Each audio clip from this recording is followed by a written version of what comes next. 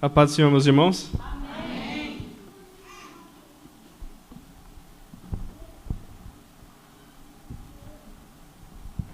Muito grato a Deus estar aqui juntamente com vocês, depois de 3 anos e meio, praticamente, longe desse lugar. Estamos aqui de volta para a honra e glória do nome do Senhor. Abra comigo em Hebreus, capítulo de número 12. A gente vai ler o verso 14 até o verso 17.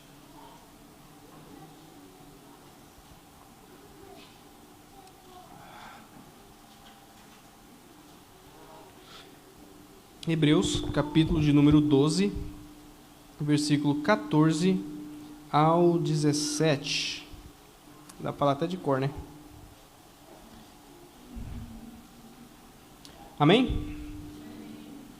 Diz assim a palavra do Senhor: segui a paz com todos e a santificação, sem a qual ninguém verá o Senhor, tendo cuidado de que ninguém se prive da graça de Deus e de que nenhuma raiz de amargura brotando vos perturbe, e por ela muitos se contamine.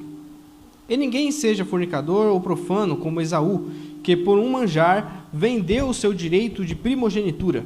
Porque bem sabeis que, querendo ele ainda depois herdar a bênção, foi rejeitado, porque não achou lugar de arrependimento, ainda que com lágrimas o buscou. Amém. Curva sua cabeça, só mais uma vez, vamos falar com o Senhor. Querido Deus, amado Pai, peço ao Senhor, Pai, que o Senhor esteja nos guiando, Pai, para transmitir a sua palavra. Peço a Ti, Pai, que o Senhor esteja abrindo o coração do seu povo para entender a sua palavra, guardar ela no seu coração, Pai, para que não venha pecar contra o Senhor. Nos ajude, Pai, a melhorar através da sua palavra, a termos pleno conhecimento da verdade, Pai. Continua conosco, é o que eu te peço e agradeço em nome de Jesus. Amém. Maravilha, pode tomar o seu assento. Como fica claro na nossa leitura, a gente vai falar hoje sobre santificação bíblica, tá? Santificação, sem a qual ninguém verá o Senhor, tá? E é impossível a gente falar de santificação sem a gente falar sobre perdão de pecado, arrependimento, tá? Que é bastante conhecido também na teologia como doutrina da expiação, tá? Doutrina da expiação ou doutrina de perdão, tá? A doutrina do arrependimento, tá bom? A doutrina da expiação vai trazer bastante aquela ideia do Antigo Testamento, né, que trazia uma oferta como um animal, ali entregava na mão do sacerdote, o sacerdote sacrificava esse animal, queimava perante o Senhor e o pecado daquela pessoa era perdoado, tá? Então era esse processo que fazia antigamente, tá? Hoje não precisa mais, graças ao nosso Senhor e Salvador Jesus Cristo, não precisa mais da gente ter 1 milhão de ovelhas, né, Pastor Robson, para ficar sacrificando aí para perdão dos nossos pecados. Nosso Cristo, ele já foi o Cordeiro imaculado, que fez o sacrifício vicário, o sacrifício único, perfeito, e nós não precisamos mais desse tipo de expiação, tá? Mas a doutrina da expiação, a doutrina do perdão dos pecados prevalece até hoje, tá? E faz parte da santificação, tá?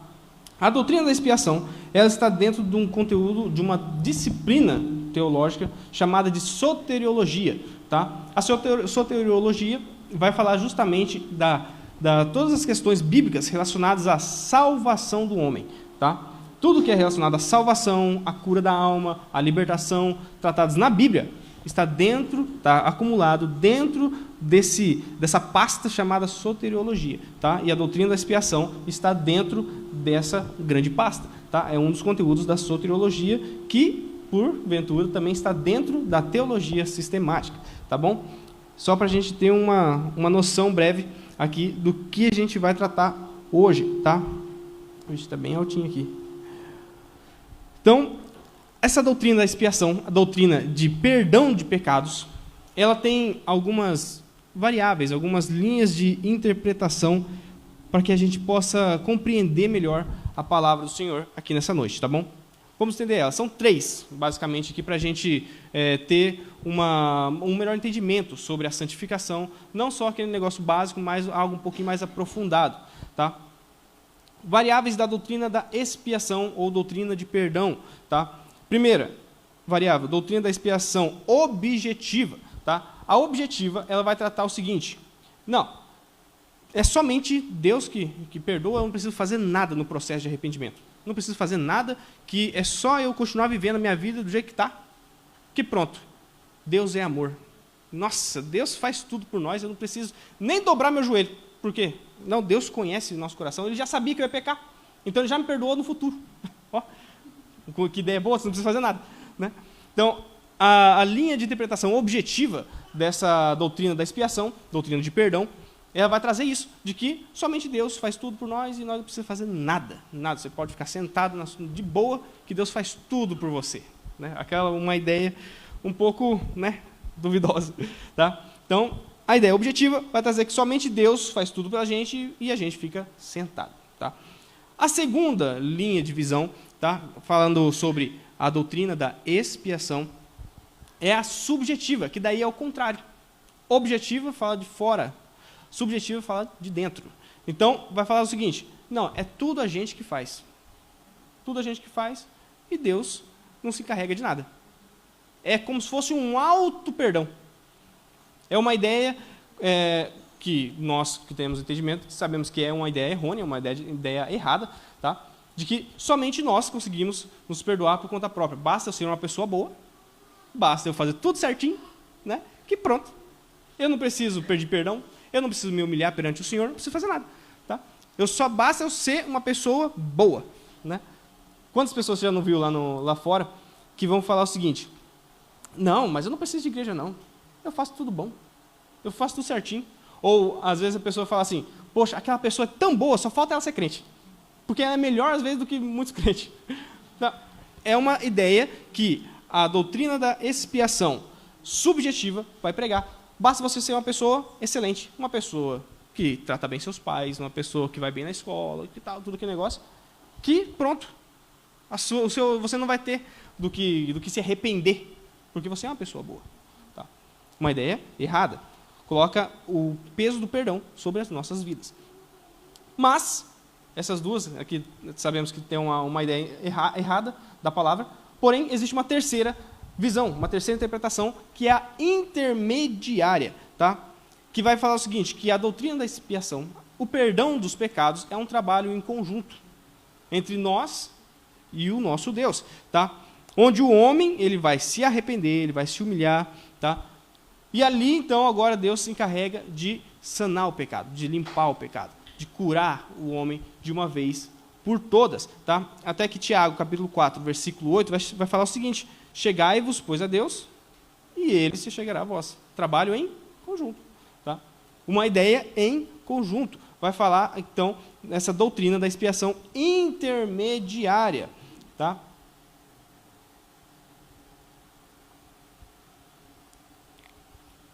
Isso aqui é maravilhoso, porque quando a gente começa a entender a doutrina da expiação, começa a entender que sem Deus nós não somos nada, mas que Deus não faz tudo por nós, assim, porque Ele não é também nosso empregado, tá? Tem a nossa parte. Quando a gente começa a entender que é um jogo de ida e volta, é um jogo ali em conjunto, em união, a gente começa a ver Deus como nosso amigo.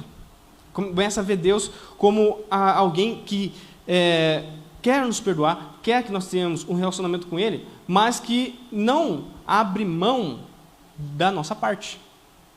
Que faz a gente entender que, sim, Ele faz a maior parte das coisas por nós, porém, tem nossas responsabilidades. Tá?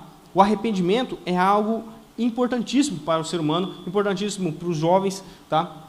É uma coisa que é muito raro você ver nos jovens o arrependimento. Não estou falando do perdão, estou falando do arrependimento. Tá? Que o arrependimento, o perdão ele faz parte do arrependimento, mas não é todo o arrependimento. Tá? O arrependimento ele vai ser composto de 3 etapas. De você ter um remorso, tá? Que é você entender que errou. Ninguém se arrepende de algo que ele não entende que fez errado. Né? Então, entender que eu errei. Sabe aquele momento que você faz a burrada e você fala, meu, caraca, velho, não podia ter feito. Você está num momento de remorso. O seu pecado continua com você. Se você morrer ali naquele momento, eu acho que você está meio perdido. Tá? Então, remorso é um período do arrependimento. É uma fase, todo mundo tem que passar, tá? Para entender que está errado. Depois, você entra para o perdão, que é onde que todo mundo já fez, já passou. Pai, me perdoa porque eu errei, eu sou o pó do verme da terra, eu não sirvo para nada, como Davi falou. Né? Nossa, eu sou menos que o pó da terra. E tal, começa a se humilhar perante Deus, perdão, tá, beleza. Deus apaga o pecado. Só que o que a maior parte das pessoas fazem? Principalmente jovens. Pegou, dobrou o joelho, Deus me perdoa, tal, amém. Vai embora e continua a vida da mesma forma. O que acontece com essa pessoa? Vai errar de novo. É óbvio que vai errar de novo. Não tem como a gente querer resultados diferentes fazendo a mesma coisa. Tá? Então, entra aí o ponto principal do arrependimento, que é a nossa parte, que é você observar onde você errou. Pegar e falar assim, peraí, pai, eu errei aqui, mas por que eu errei? Olha, eu errei porque eu estava andando com fulano de tal, que não é uma boa para mim andar. Cara. Eu errei porque eu estava no celular na hora que não devia. Eu errei porque eu estava de papinho com fulano de tal. Ó, você entender aonde que errou. Onde está o erro? O erro está aqui. Ó. Eu cometi porque eu estava aqui. Porque eu fiz isso. Porque eu estava com tal pessoa. E o que você vai fazer agora? Vai tomar uma providência em cima disso. Já identifiquei meu erro. Pronto, agora o que eu vou fazer? Se é uma pessoa, vou parar de andar com aquela pessoa. Se é o celular, vou pegar, vou vender meu celular. Faz o que for. Entendeu? Dá seus pulos. Tá? Então, a gente precisa identificar e passar um processo agora de mudança de comportamento. Porque senão o erro vai voltar à tona. Vai vir de novo. Tá? Então, a ideia da doutrina da expiação intermediária vai falar de um trabalho em conjunto, mas que você tem a sua responsabilidade de se arrepender, entender que está errado, você pede perdão e você também muda o seu comportamento. Tá? Esse conjunto de arrependimento. Nossa, mas ficou maravilhoso agora, né? Com esse fundo. Meu Deus do céu. Olha, dá até vontade de falar uma língua estranha. Então...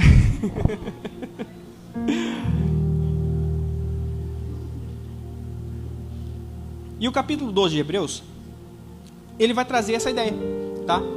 Desse jogo intermediário, tá? Da gente pegar e ter uma parceria com Deus. No capítulo 12 inteiro, desde o versículo 1 até o versículo 29, ele vai trazer muito essa questão da gente trabalhar com Deus. E é isso que ele traz em toda a sua mensagem para os leitores da sua carta, tá bom? Da sua epístola, na verdade. Tá? Do versículo 1 do capítulo 12, do versículo 1 ao versículo 13, ele vai trabalhar algumas questões, tá? Algumas questões importantíssimas, tá? Que a gente precisa entender para conseguir guardar melhor a questão da santificação. Primeira coisa, que é muito taxado, você pode ler depois na sua casa, o capítulo 12 de Hebreus, você vai entender isso aqui. Ele vai fazer uma comparação das nossas lutas contra o pecado com o sacrifício de Jesus na cruz. Já parou para pensar que quando você pega a sua situação atual, e compara com alguém que está pior do que você tende a ver a sua vida como algo mais simples. Você fala, peraí, eu estou reclamando tanto que eu não estou comendo, às vezes, frango a semana inteira, mas, né, o negócio do cabelo lá, vai pegando, ó, Deus falando. Vai dizer, poxa, eu estou reclamando que eu estou comendo frango toda a semana inteira, mas e a pessoa lá na África, né? A gente tende a ir para a África, né? Assim, e a pessoa lá na África não tem nada para comer. Você começa a fazer o quê? A ser mais grato a Deus, porque você comparou a sua situação com alguém que está pior do que você, tá? E aqui o provável escritor é Paulo, tá? Na carta aos Hebreus, na epístola aos Hebreus. Então Paulo ele vai trazer essa ideia, assim, peraí, vocês estão achando que está muito difícil a luta de vocês contra o pecado? Muito difícil a ideia da santificação para vocês?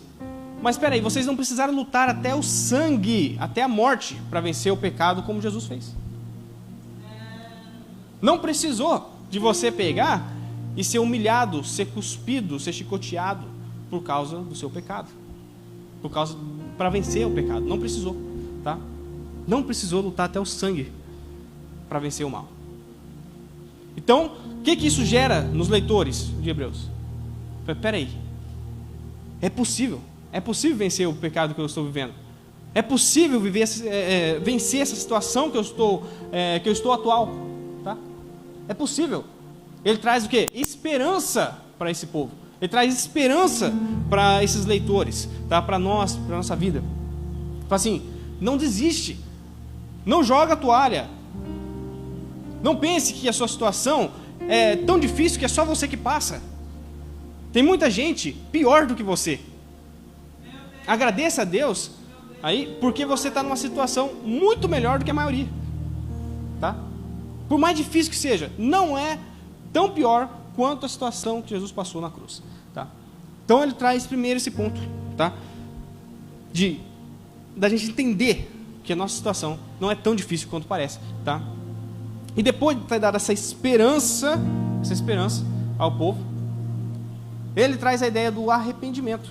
Tá? Então a gente, olha, observa o caminho que você está trilhando aí, para você não vir a cair, para você não vir a quebrar a cara lá na frente. E aqueles que estão chegando agora, observe melhor o seu caminho, para que você não venha se desviar por completo. Então, Paulo vai trazer essa orientação para nós. Fala assim, toma mais cuidado com a sua vida, presta mais atenção, segue a paz com todos, tá? É bom ter a paz com todo mundo, vírgula, e a santificação, porque sem a santificação, ninguém verá o Senhor. Depois de ter dado esperança e mostrado que é possível você vencer o seu pecado, e ter chamado ao arrependimento, Paulo vai falar o seguinte, olha, então agora, já que vocês sabem disso, estão pronto, animados para vencer o mal, então busca a santificação mesmo, porque sem ela, vocês não podem ver ao Senhor, tá? Sem a santificação, vocês não podem ver ao Senhor. Entendendo, então, a importância do arrependimento, a importância da santificação, tá? Eu trouxe aqui para vocês 3 características importantes da santificação,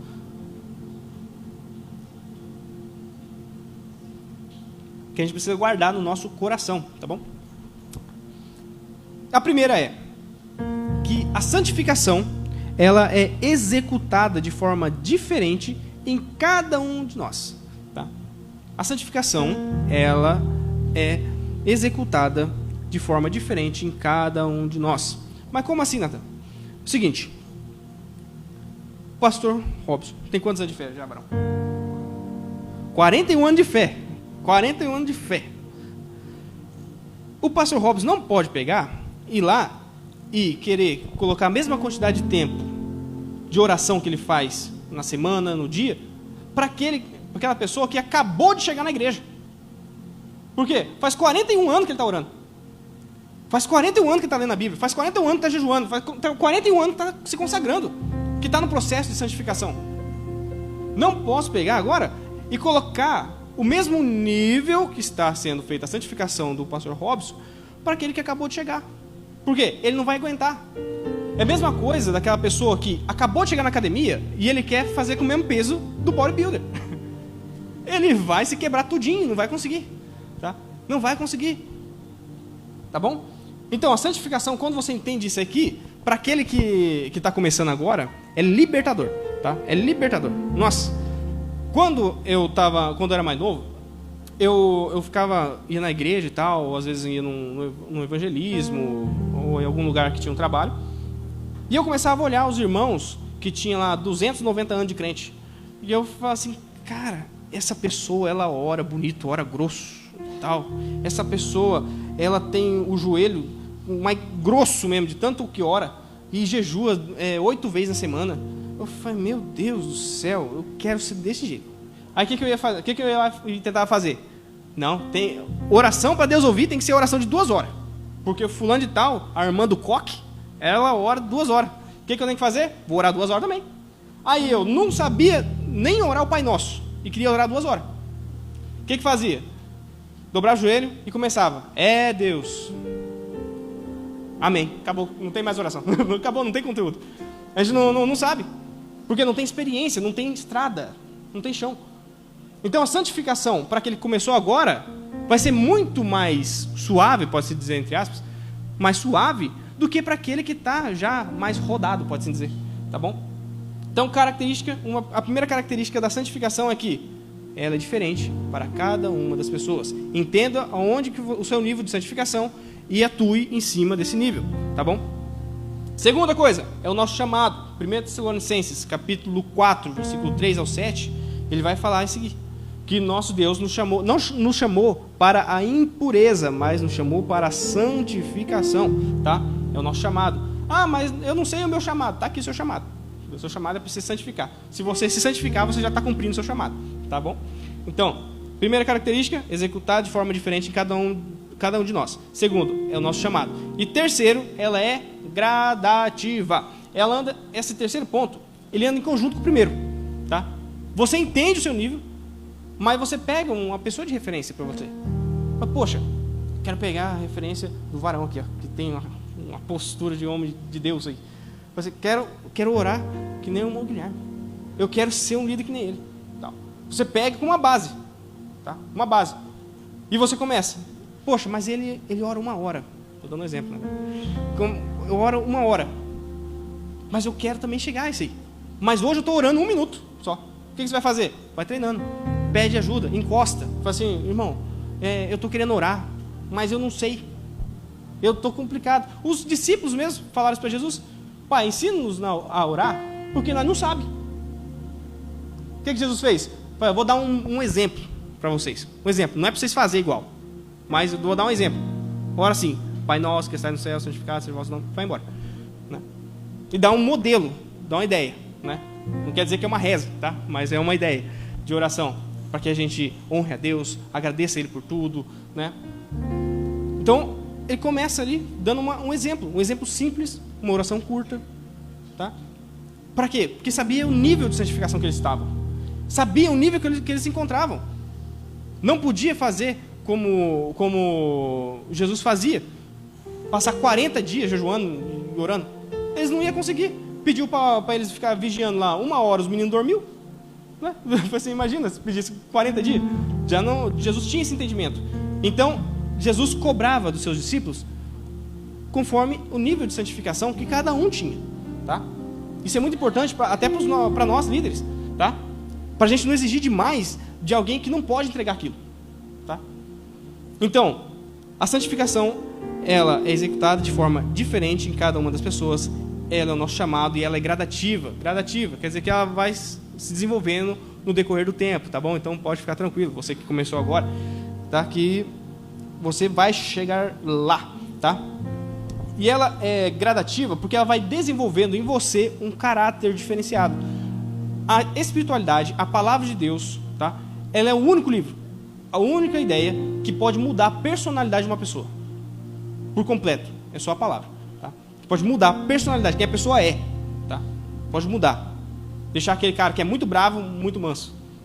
Deixar aquele cara que é muito melancólico, uma pessoa animada. Tá? É só a palavra que tem poder para fazer isso. Tá bom? E isso vai tempo. Tá bom? Então a santificação, ela não é apenas um conjunto de ações, de, entre aspas, ali, regras, de doutrinas, para te levar à salvação eterna. Mas também ela vai mover em você uma mudança para que haja em você um caráter salvo. De alguém que tem uma personalidade parecida com a de Cristo. Tá? A santificação vai desenvolvendo gradativamente, conforme o seu nível, esse caráter. Tá? Se você se dedicar, não é que nem a questão objetiva de que você fica sentado e pronto, Deus faz tudo. Não. Se você se dedicar, tal, esse caráter vai sendo desenvolvido naturalmente.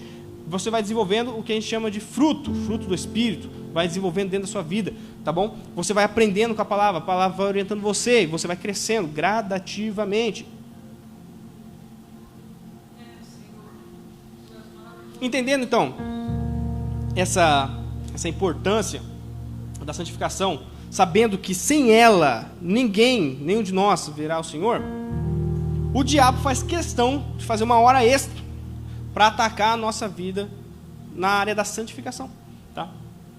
Faz questão de dar prioridade a isso, de atacar a nossa santificação, a nossa vida de santidade. Tá? Faz questão de atacar isso. E normalmente, lógico, existem várias formas diferentes, mas normalmente ele ataca a nossa vida espiritual, a nossa vida de santificação de 3 formas. Tá? Primeira forma, isso aqui eu acho que os jovens vão começar a se identificar e vão começar a manifestar. Primeira forma que o diabo ataca a nossa vida espiritual na santificação pela preguiça.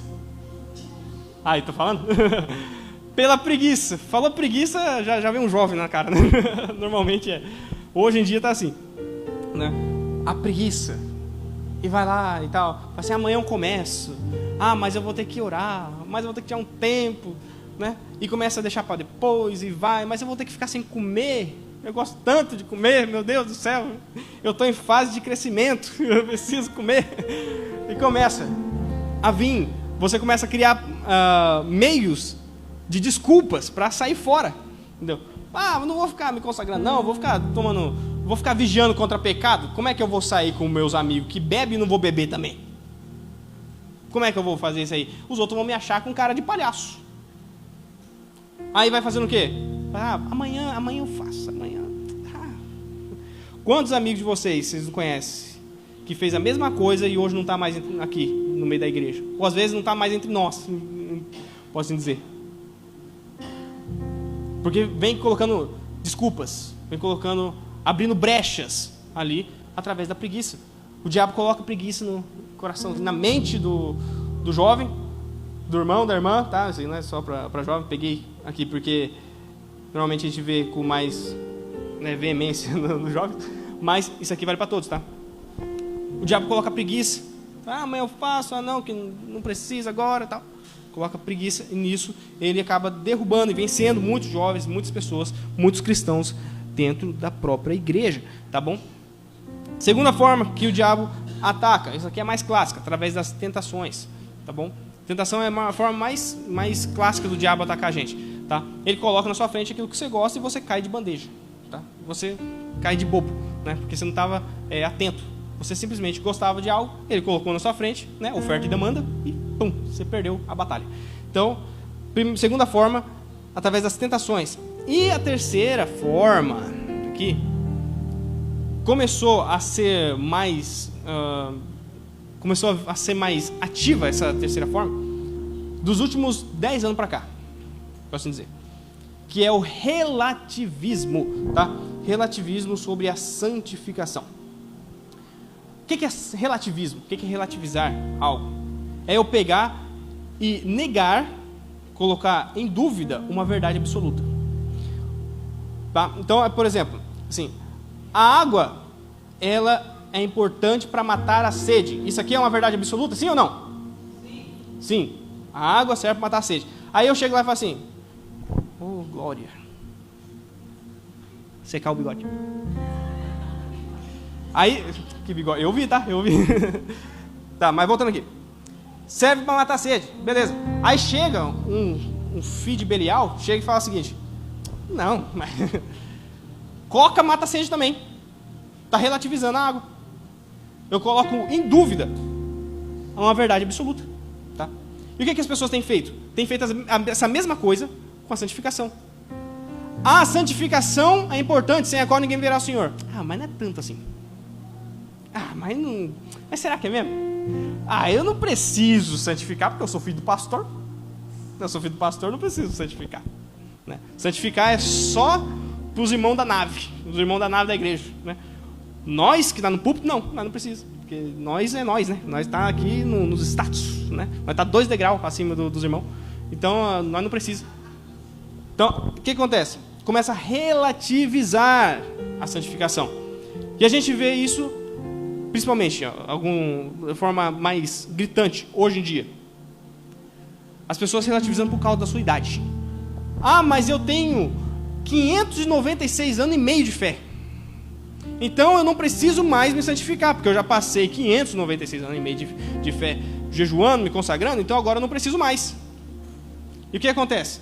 A pessoa, a gente que está no meio do ministério, a gente ouve muito.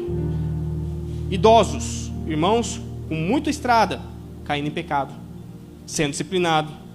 Tá? E isso, não só irmãos da nave, mas pastores presidentes, que acharam que determinado ponto da vida dele, ele não precisa mais vigiar, ele não precisa mais tomar conta da vida espiritual dele, ele não precisa mais santificar, porque agora, eu tenho tantos anos de fé, eu não preciso mais. E começaram a relativizar a santificação por causa da idade, por causa do status, por causa da estrada que já tinha, da carreira que já tinha construído. e começa a colocar em xeque a salvação dele, a santificação dele. Quer colocar à prova algo que a palavra de Deus afirma. Relativizar a palavra. O que acontece? Ele se quebra muito. Ele quebra a cara, tá? Então, por causa da idade. E também por causa de um conceito errado de amor. Isso aqui, olha, isso aqui já vai mais para o lado dos jovens. Tá? Um conceito errado de amor. Que daí entra na mesma questão da doutrina da expiação objetiva, que a gente falou lá atrás. Tá? Não, eu não preciso fazer nada, porque Deus me conhece, Deus me ama, eu posso fazer da minha vida o que eu quiser, porque Deus me perdoa. Eu não preciso me santificar, eu não preciso de nada. Porque tudo se baseia no amor. Sem amor, nada o que foi feito se fez. Começa a colocar o amor como algo assim, cara, é algo, uma paixão, aquele negócio cego e tal. E começa a pessoa a relativizar a santificação com a própria Bíblia. Começa a colocar Deus como desculpa para não se santificar. Quantas pessoas que hoje estão com a mente totalmente deturpada, com a mente totalmente iludida, tá? Conversei com uma pessoa esses dias, tá? A respeito disso, e a pessoa fala assim, não, porque quando... Uma pessoa toda arrebentada espiritualmente. Toda arrebentada, toda, sabe que é toda. E ela fala assim, não, porque quando você ama Deus, cara, não tem. Não, esquece. Você pega, quando você entende a graça e o amor e tal, e começou, você olhava para a cara da pessoa e falava assim, meu, não é possível que essa pessoa está falando esse negócio para mim. A pessoa estava em pecado, a pessoa toda arrebentada, a vida dela não era exemplo para ninguém, e falando que não é amor, não sei o que e tal, totalmente com a visão iludida, achando que Deus era empregado dela, para que ela, não, agora eu simplesmente vou lá, eu faço o que eu quiser da minha vida, não dou satisfação a ninguém, vivo uma vida totalmente desregrada, fora da palavra de Deus, e quero que Deus seja obrigado a me perdoar, sem necessariamente eu me arrepender, sem eu me desprender daquilo. Relativizando a santificação, por causa do amor de Deus. Tá? Isso tem entrado no nosso meio de uma forma, assim, acelerada com os dois pés. Tá? Então, até Paul Tillich, que é um grande teólogo, ele diz o seguinte, a justiça violada não pode ser restabelecida apenas pela mensagem do amor divino, pois o amor se converte em sentimentalismo e fraqueza se não incluir a justiça. O amor sem mudança de vida não passa de paixão, não passa de algo ilusório, tá? Então, Deus ama você? Ama, mas a palavra diz que Ele açoita aqueles que têm por filho, porque Ele os ama. Ou seja, correção, ou seja, mudança de vida. Ah, mas Deus não leva em consideração o tempo da nossa ignorância. Beleza, mas você já não é mais ignorante. Você sabe a verdade. Você conhece. Se não sabia, agora está sabendo. A partir de agora, né, dificultei a sua vida. Tá? Então, mudança de vida é necessário. É necessário, tá bom?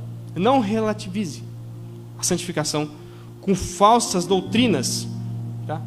Que vem ensinando na internet, vem ensinando, manda mensaginha de WhatsApp para você, aqueles videozinhos de Reels e tal. Não, agora eu sou o crente TikToker, porque agora eu vou basear toda a minha fé em um videozinho de 30 segundos. Aí pega a mensagem de alguém totalmente herege e começa a aplicar na sua própria vida. Porque é uma maneira mais fácil, uma maneira genérica ali de ter uma vida espiritual, sem muito esforço e tal. Não vai por esse caminho. Toma cuidado, tá bom? Então é dessas três formas que o diabo ataca a gente. Que ele vai nos direcionar ao mal, tá bom? Então, sabendo disso, sabendo tudo isso, sabendo que o diabo nos ataca na nossa santificação, tá? A gente entendendo a importância dela, tá? E que o diabo ataca a nossa vida nessas áreas, em qual momento que o diabo vem nos atacar nisso? Porque pensa comigo, imagina, irmão Guilherme, que você é um grande líder, um grande general de um grande exército, e tem um lazarento de um inimigo que ele sempre vence você. Toda vez ele te vence, te vence, porque ele pega você no contrapé. Ele pega você de surpresa. Você não estava esperando ele. Você estava lá com seus soldados, comendo um churrasquinho, né? Que nem a parada dos caminhoneiros ali, tá tudo, né? Um churrasquinho. Você estava lá, comendo churrasquinho com eles e tal. E aí daqui a pouco o inimigo vem, pum, pega vocês. E você está liderando aquele batalhão. Você tem que vencer a batalha. Mas toda vez ele te pega de contrapé. Se você tivesse o privilégio de saber exatamente o dia, o momento, a hora que esses inimigos viessem te atacar, você conseguiria vencer eles, sim ou não? Facilitaria para você montar uma estratégia contra eles, sim ou não? E é dessa forma que funciona na santificação também. Existe um momento que o diabo vem nos atacar. E quando a gente entende esse momento, a gente consegue se preparar antecipadamente. Né? Aí a gente começa a fazer igual Napoleão Hill falou, mais esperto que o diabo. Né? Começa a ser mais esperto que o diabo. Tá? E a gente precisa entender essa nossa vida espiritual, como ela se divide em duas formas, tá? As duas formas da nossa vida espiritual, dois períodos, na verdade, da nossa vida espiritual, para que a gente saiba o momento que o diabo vem nos atacar, para que a gente se prepare contra ele. Tá? Vamos entender isso aqui agora. Existem dois períodos principais que o diabo vem nos atacar. Existem dois períodos, na verdade, principais que a nossa vida espiritual ela anda. Tá? Primeiro período da segurança. Tá? E o segundo período é um período do ataque. Tá? O período da segurança é quando parece que... Sabe quando parece que o diabo tirou férias? Que está tudo indo bem? Você vai no colégio, você nem estuda. Você tira 100. Caraca, velho, que negócio massa. Então, as coisas começam a andar na sua vida. Fica um negócio bacana, sabe? Tudo é mais fácil, parece que você não está sendo tentado. Quando você tem esse feeling, essa percepção, fala assim, nossa, você começa só a agradecer e tal. Né? Muitos até saem da igreja. Você não vou nem mais na igreja, porque está tão bom que eu vou curtir aqui fora. Né? Você está vivendo um período de segurança. É um período espiritual que todo mundo vive, todo mundo tem que viver. Uns vivem um período maior nesse estágio, outros vivem um período menor. Porém, todo mundo vive. Período de segurança. Mas tem também um período chamado período de ataque, que é quando parece que o diabo voltou de férias, trouxe mais 5 peões junto com ele e está fazendo hora extra. Sabe? Que é aquele momento onde que tudo aquilo que estava dando certo começa a dar errado. Lembra da vida de Jó? Jó estava num período de segurança. Ele estava lá de boa. E, nossa, o cara mais rico do Oriente. E tudo, mais 22 filhos. Negócio, nossa, maravilhoso. Daqui a pouco chegou o período do ataque. Tudo aquilo que ele tinha começou a desaparecer, uma coisa atrás da outra. Período do ataque. O diabo estava atacando ele com a permissão de Deus. Tá? Com a permissão de Deus, porque Deus tinha algo para ensinar para ele. Tá? Da mesma forma funciona a nossa vida espiritual. Temos esse período da segurança e o período do ataque. Tá bom? Período da segurança, aqui, a gente precisa ter essa percepção. Tá? Porque é nesse momento aqui que o diabo está dando uma folguinha mais para nós. Que agora é nesse momento onde que a gente vai se santificar. Ah, mas então no período do ataque não preciso? Não quer dizer isso. Mas o foco maior da sua santificação será no período da segurança. No momento onde você perceber, sabe? Vou dar uma dica aqui pessoal, tá? Uma dica pessoal. O jejum. Isso aqui é mistério, hein? Isso aqui é mistério. O jejum ajuda você a ter esse feeling, essa percepção de que momento da vida você está vendo, se é a segurança ou se é o período do ataque, com muito mais facilidade. O jejum. Ele faz você ter uma percepção espiritual muito maior, sensibilidade espiritual. Você consegue ler aquilo que está acontecendo na sua volta. Assim, poxa, eu estou vendo uma vida muito boa, então agora eu vou fazer jejum, oração ainda mais, porque o período do ataque está chegando. Daqui a pouco, não sei se vai demorar uma semana, um mês, um ano, mas vai chegar. Então agora eu vou, que momento que você vai criar calo no joelho de tanto orar? Momento de segurança. Momento que você vai emagrecer 10 quilos de tanto jejuar, momento de segurança. Tá? É nesse período. Período da segurança. O momento que a gente se dedica na vida espiritual propriamente dito. Fortalecimento. Porque quando a gente tem a percepção, fala, poxa, aconteceu tal coisa, isso aqui é um sinal do período do ataque chegando. Você vai estar pronto. Se vir uma tentação, aquelas formas que o diabo ataca a nossa vida, quando ele vir chegar com uma preguicinha para você, você fala assim, fião, eu estou esperto. Eu não estou mais bobinho. Entendeu? Não estou mais bobo. Vou vencer. Você luta contra. Porque você já fez uma preparação. Não é aquele lutador que se preparou meia hora antes de ir para o ringue. Não, você está há um tempo já. Tá? Então você está forte, você consegue vencer. E quando chegar no período do ataque, é o momento de você atacar o diabo. Porque muitas pessoas ficam só na defensiva. Mas é o momento onde que entra aí ministério, onde entra pregação, onde entra louvores. Tá? Você está atacando diretamente o inferno. Quando você pega ali, você sai para o evangelismo, você acha às vezes que é só uma pessoa falando no microfone. Mas aquilo lá está movendo algo espiritual tão intenso que você não faz nem noção. Tá? Então, o ataque ao inferno. A palavra nos dá base para entendermos que nós já temos a vitória nas mãos. Nós já temos a vitória nas mãos.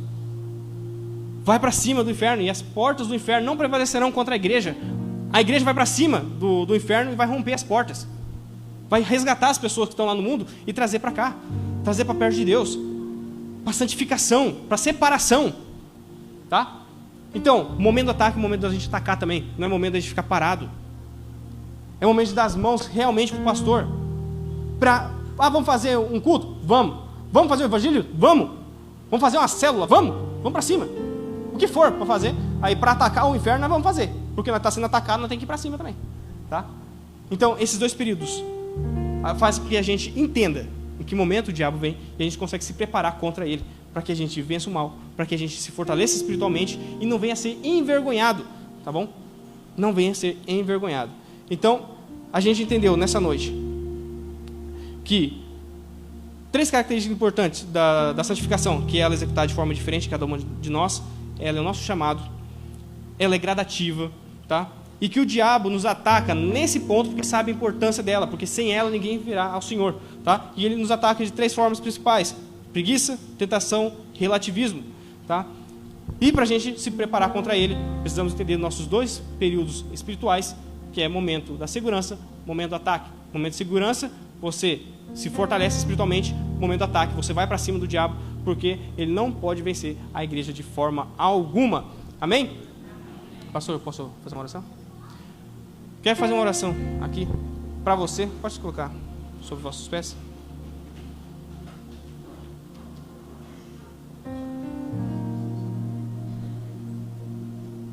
Aleluia. Quero fazer uma oração por você que talvez está vivendo num período de ataque hoje.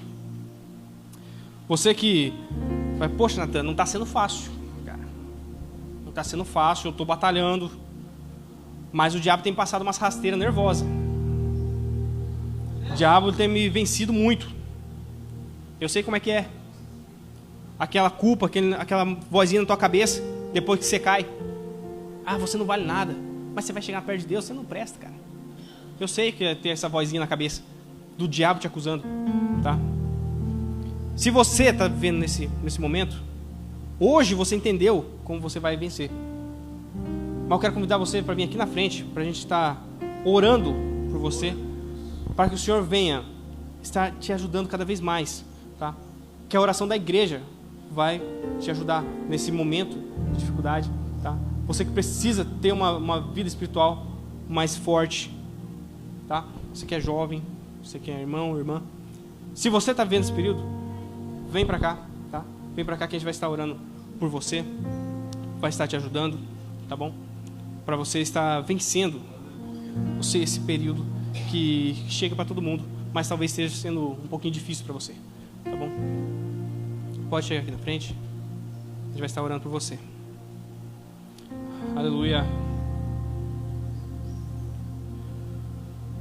Você também, que a palavra falou com você de alguma forma, você conseguiu entender melhor a palavra, você quer melhorar de vida. Às vezes você não está passando por um momento de ataque, mas você quer viver algo novo, quer viver algo diferente, algo melhor na sua vida, tá?